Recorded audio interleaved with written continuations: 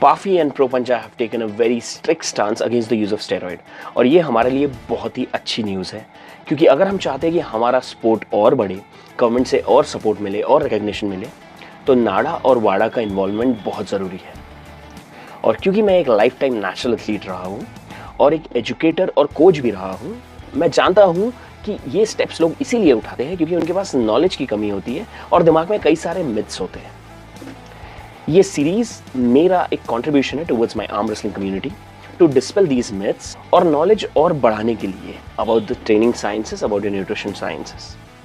Myth number 1, you can not get very strong without the use of steroids.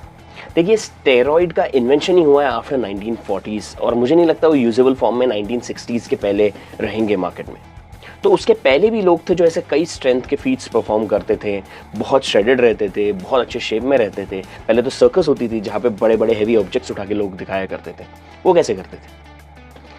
मैं नहीं कह रहा हूँ जब से स्टेरॉइड इंट्रोड्यूस हुए स्पोर्ट में लोगों का परफॉर्मेंस नहीं बढ़ा है, पर एट व्हाट कॉस्ट?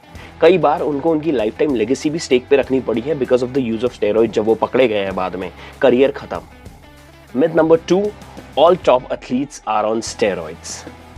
देखिए, ये यूजुअली 2 टाइप के लोग कहते हैं। एक जो खुद ही स्टेरॉइड यूजर्स होते हैं और उनको अपना जस्टिफाई करना होता है, और दूसरा जिनको समझना नहीं होता है, जानना नहीं होता है साइंस के बारे में, समझना नहीं होता है ट्रेनिंग के बारे में, और वो बस अपनी बैड परफॉर्मेंस का श्रेय किसी और पर डालना चाहते हैं। ऐसे कई टॉप एथलीट्स हैं जो सालों से मेहनत कर रहे हैं। मैं ये नहीं कहूँगा कि सडनली चीज़ें हो जाएगी, टाइम लगेगा, आपको एफर्ट्स डालने पड़ेंगे, पेशेंस रखना पड़ेगा, समझना पड़ेगा ट्रेनिंग को।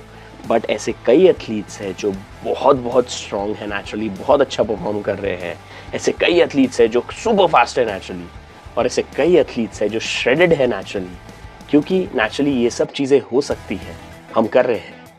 Myth number 3, there aren't major side effects of steroids if you have enough knowledge. Ethical steroid user, ये उन लोगों को मैं कहता हूँ जो काफ़ी ईमानदार टाइप के होते हैं, जो क्लियरली बता देते हैं कि हाँ भाई, वी आर यूजिंग स्टेरॉइड्स और हमें ये साइड इफेक्ट्स हो रहे हैं, ये इश्यूज हो रहे हैं। अगर आप ये एथिकल यूजर्स से कभी बात करोगे तो वो आपको क्लियरली बताएंगे कि कई लोगों को मेजर डिप्रेशन इश्यूज हुए हैं, कई लोगों को एडिक्शन इश्यूज हुए हैं बिकॉज ऑफ स्टेरॉइड्स, और कई लोगों को रिप्रोडक्टिव हेल्थ में बहुत प्रॉब्लम्स आई है। So steroid never comes at no cost. हमेशा आपको कुछ प्राइस पे करना पड़ता है यूसेज का। इट इज़ रिस्की एंड आप देख सकते हो कि कई बार लोग मर भी रहे हैं उस वजह से। आगे आने वाले वीडियोस में हम ट्रेनिंग साइंसेस डिस्कस करेंगे, जिसमें मैं आपको कुछ प्रिंसिपल्स बताऊंगा जो सालों से power lifting, weight lifting communities use कर रही है from 1960s। So it's time हम भी हमारे आर्म रेसलिंग कम्युनिटी में यूज़ करें और आगे बढ़े।